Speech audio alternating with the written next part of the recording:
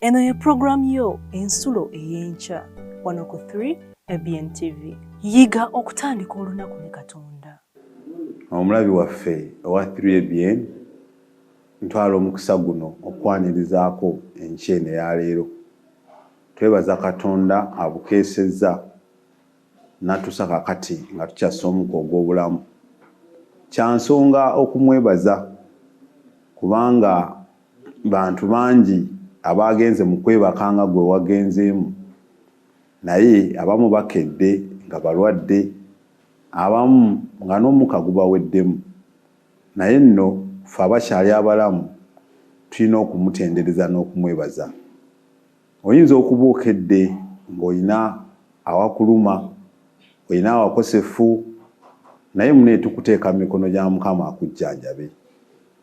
Era tukusabira akuluŋŋamye mu byonna byonna by'ogenda okuyitamu olunaku olwaleero. Pulogulaamu gye tuliko gye tuyita ensulo ey'okumakya, gye tukeererako nga tetunnagenda ku mirimu gyaffe okukola egya Kayisaali. Kigwanidde okulaba nti tukeera okwewunga mu mikono gya Mukama asobola okutuluŋŋamya mu kutegana kwaffe era atuwa emikisa gye mu kutambula kwaffe. Kati nno nja kukusaba oyite abakyebase bakwegatteko mu ddiiro lyawo bawulire ku mawulire gano amalungi. Naye nga bwe bakoowola ate era tujja kweteekateeka tuggulewo okusinza kwaffe kuno okw'okumakya n'okusaba. Katwewombeeke tusabe. Kitaffe katono mu ggulu ow'obuyinza, twala omukisa guno okwebaza kubanga obukeesezza n'otuusa kati nga ky'omukka ogw'obulamu. Kwebaza kubanga Mukama otuyisizza mu kyo kya leero, naye tukwebaza olw'enkya ennungi eno gy'otuwadde. Weewaawo tulinamu abakosefu, tulinamu abalwadde, Mukama tubateeka mu mikono gyo obanyige era obajjanjabe.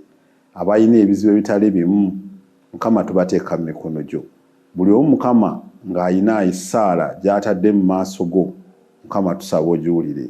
Twagamba bwe tunaasabanga mu linnya lya Kristo Yesu onoowuliranga okusaba kwaffe. Tusaba nno Mukama owulire era oddemu bye tusaba ffe abaddu bo. Tuteeketeeke era obeere wamu naffe mu kusinza kuno okwa leero.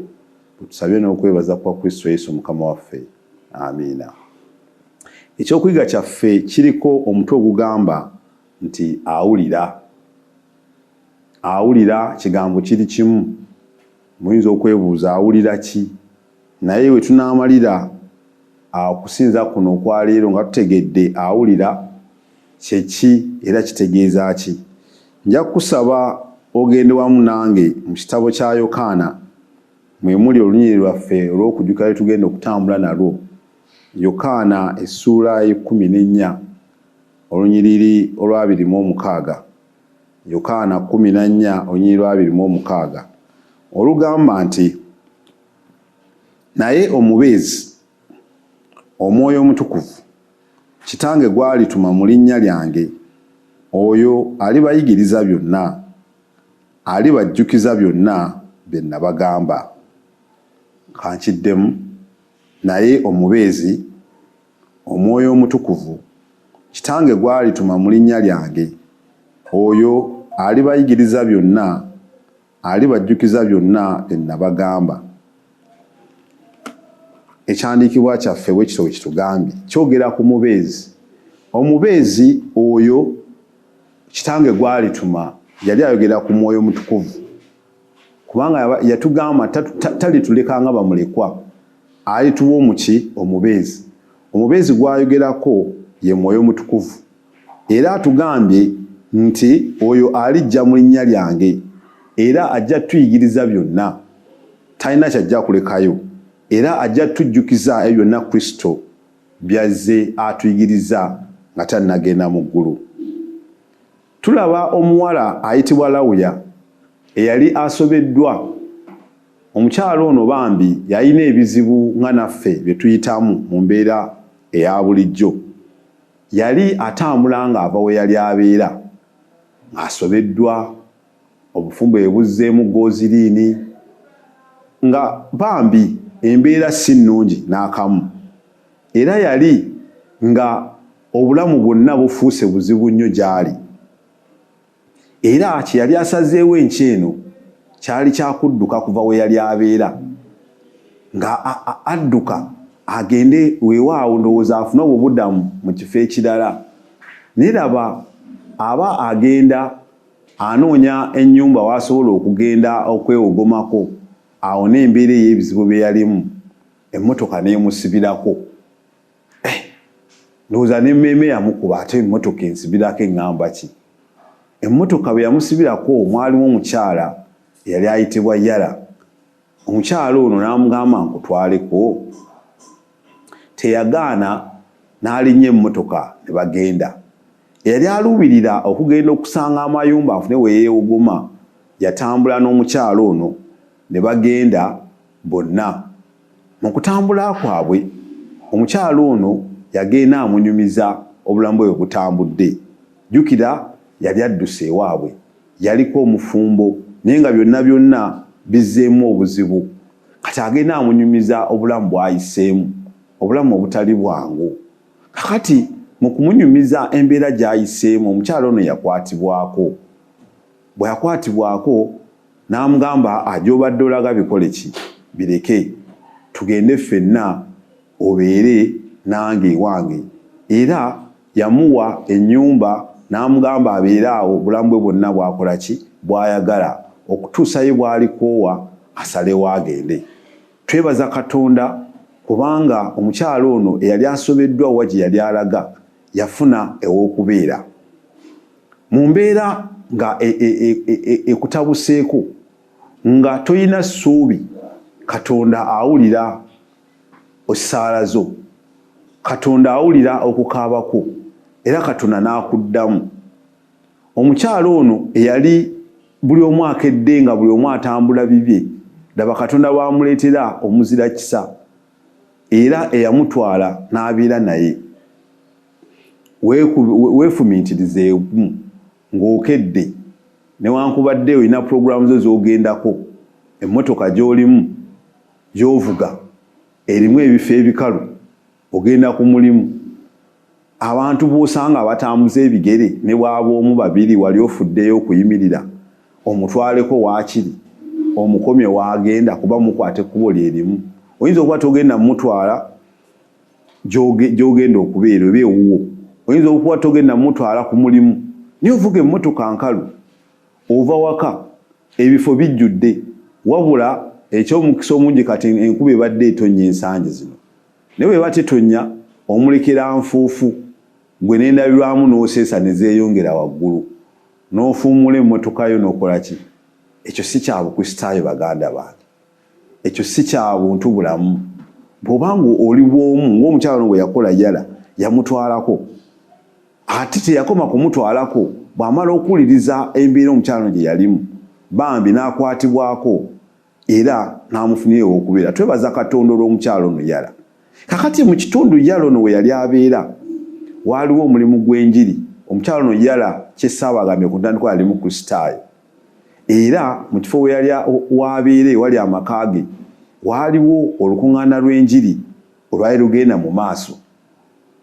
Era kye yakola kwe kukwata omukyala ono Lawuya amutwale mu lukuŋŋaana lw'enjiri bagendenga bonna okwira ku mawulire amalungi agaali gabuulirwa.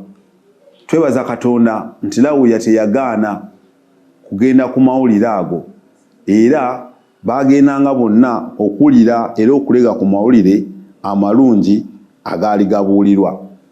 Atugamba nti gwe mulundi ogusoose mu bulamu bwe obw'omukyala ono Lawuya okulaba nti yafuna emirembe mu mutima gwe bwe yagenda okuwulira ku mawulire amalungi, kubanga yali tayigangako ku Bayibuli.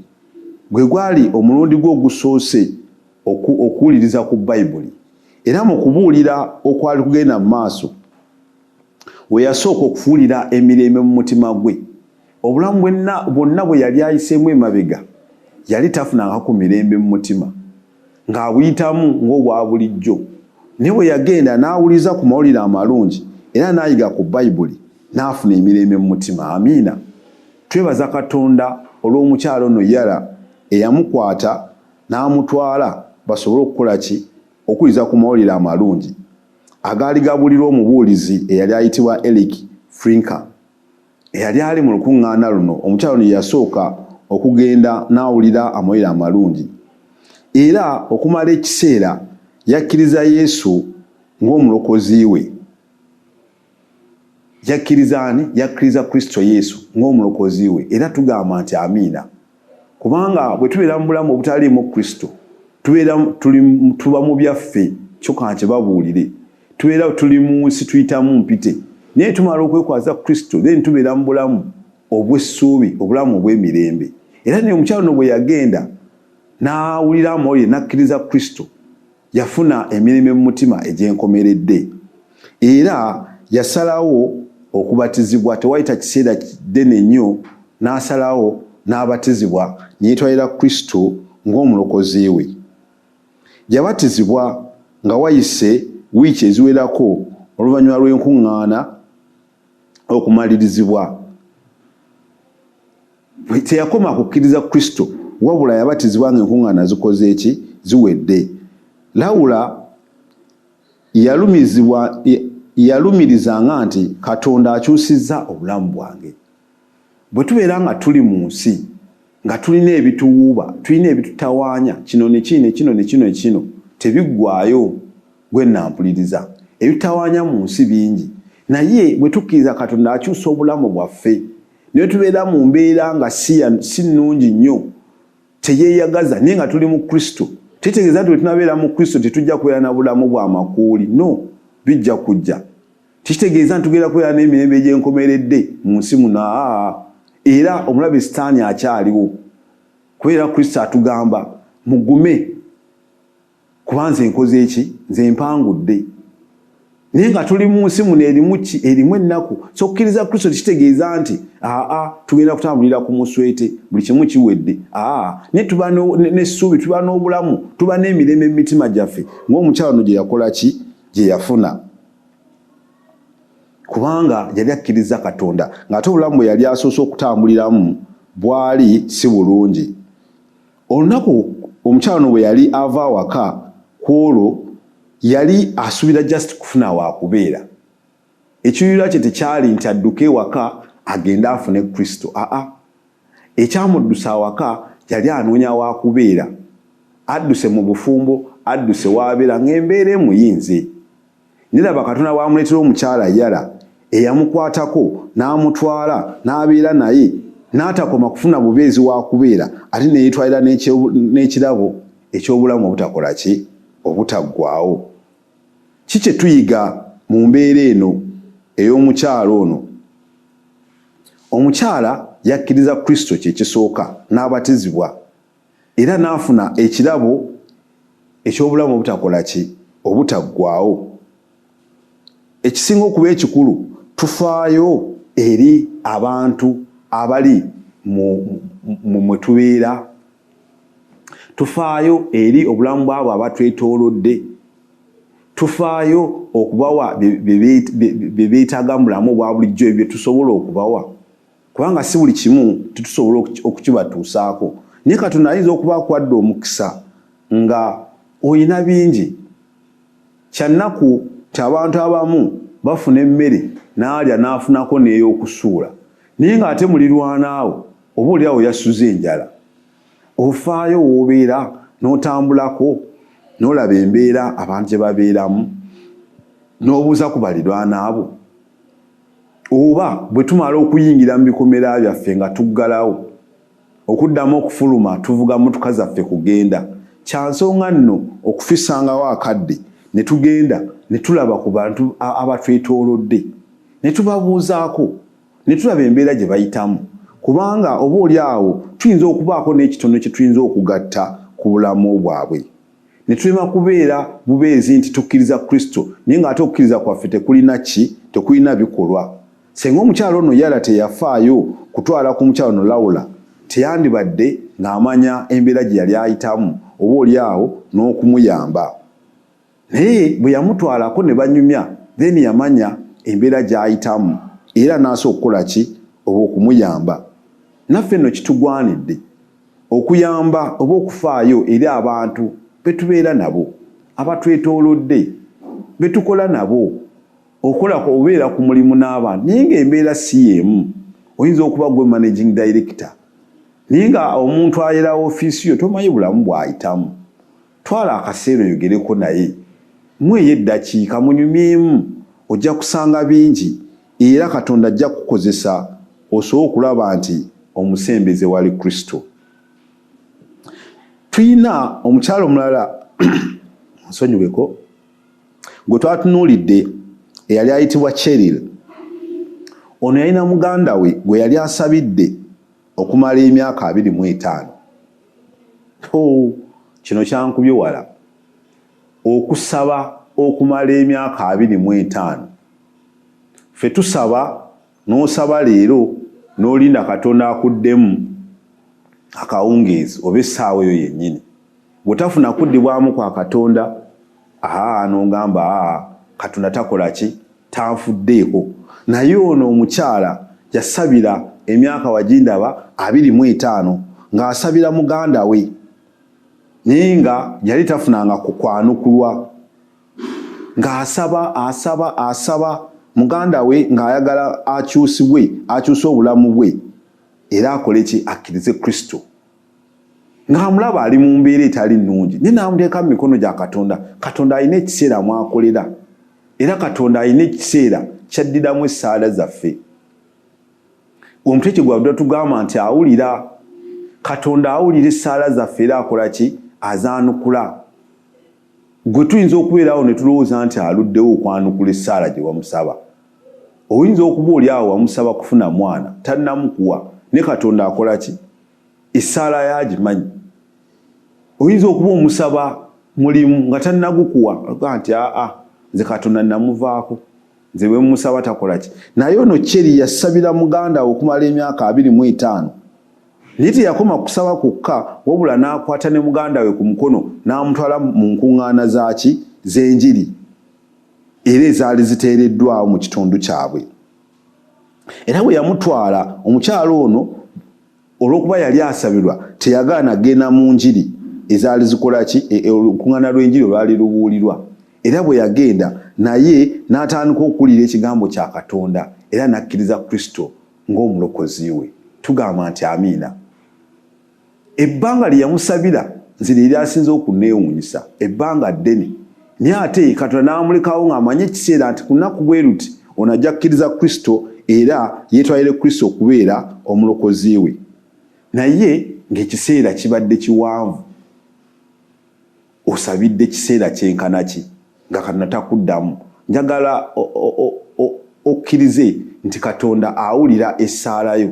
Ekiseera kyajja okuddiramu ayinza okuddamu kaakano ayinza okuddamu nti ogira olindako oba ansa n'agamba nti kyonsaba sijja kikola kubanga tekijja kukola kirungi mu bulamu bwo. Naye mu mbeera yonna Katonda awulira era addamu essaala zaffe. Okusaba kwa Cheryl okw'emyaka 25 eri muganda we nsonga nkulu nnyo eri ggwe muganda wange ampuliriza nti Katonda afaayo eri essaala zaffe. Waliwo abantu abaasaba benjaga tunuulireko katono nga tuwumbawumba mu Bayibuli muno. Tujja kubikkula mu Samwiri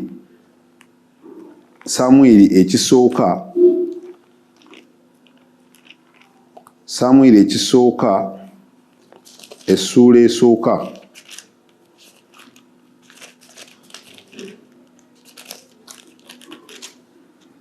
Samwiri ekisooka essuula esooka. Tuvaawo mpola mpola. Wagamba awo waaliwo omusajja ow'e Lamasiyo Musofimu eky'omu nsi ey'ensozi eya Efulayimu. Erinnya lye Erukaana mutabani wa Yerokamu mutabani wa Eriku mutabani wa Toku mutabani wa Zufu Omwefulayimu. Era yalina abakazi babiri, omu erinnya lye nga ye Kaana n'omulala erinnya lye nga ye Penina. Era Penina yalina abaana naye nga Kaana tiyalina baana. Yalina abakyala babiri, omu azaala omulala takola ki tazaala. Naye Kaana tiyalina baana. Awo omusajja oyo yavanga ku kyalo kye buli mwaka n'alinnya okusinza n'okuweerayo omusiiro ssaddaaka eri Mukama ow'eggye ne batabani be, era bombi Kofu ne Finekansi bakabona eri Mukama baali eyo. Awo olunaku olwatuuka, Erukaana kwe yaweerayo ssaddaaka n'awa emigabo Penina mukazi we ne batabani be ne bawala be, naye n'awa Kaana emigabo 2 kubanga yamwagala Kaana, naye Mukama yali aggalidde olubuto lwe. Bw'ojja kufuna akaseera osome olw'ekiseera nti Kaana eyali tazaala naye yamuweerayo ssaddaaka, naye yasaba, Kaana yasaba, Katonda n'atuuka n'amuwaaki ezzadde ly'omwana eyafuuka Samwiri eyali nabbi mu kiseera ekyo. Samwiri ajja okubeera okuzaalibwa lwa kusaba kwani? Kwone yali omugumba, tuyinza okiyita nti yali asibiddwa, mu lulimi olwangu nti yali mugumba, naye yasaba Katonda nti bw'olimpa omwana nyamuwaayo akuweereze, era Katonda yamumuwa. Katonda yakola ki? Yamuwa omwana. Bwe tusoma Olunyiriri 12 lwagambye, awo olwatuuka bwe yeeyongera okusaba mu maaso ga Mukama, era ne yekkaanya akamwa ke. Era okusaba mu maaso ga Mukama, Eri ne yekkaanya akamwa ke. Eri ye yali kabona mu kiseera ekyo, yalowooza nti ono omukyala asaba empolampola yali atamidde, naye nga bambi yali asaba Katonda amuwe ki? Amuwe omwana. Era Katonda amwanukula n'amuwa omwana nga bwe tugambye nti yamuwa omwana ayitibwa ani? Samwiri. Essuula eyo yonna yonna ojja gisoma olabe nga Katonda awa Samwiri omwana, naye nga yali kimugumba. Kiva mu ki? Kiva mu kusaba. Okusaba kwe kwamuletera okukola ki? Tokoowa, Katonda akola ki? Awulira okusaba kwo. Waayo okusaba kwo enkyene ya leero, Katonda ajja kukola ki? Ajja kwanukula, kubanga Katonda awulira essaala zaffe. Samwiri Kaana yekka si ye yasaba, Katonda n'amuddamu. Abantu bannyo mu Bayibuli muno be tuyinza okwogerako abasabye, era Katonda n'akola ki? N'addamu essaala zaabwe.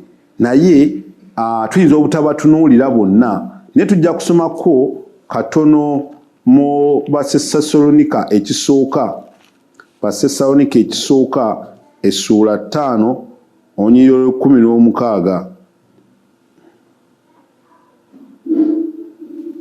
Essuula 16, Basesalonika ekisooka essuula 5 Olunyiriri 16 tukome ku lunyiriri 18. Musanyukenga ennaku zonna, musabenga obutayosa.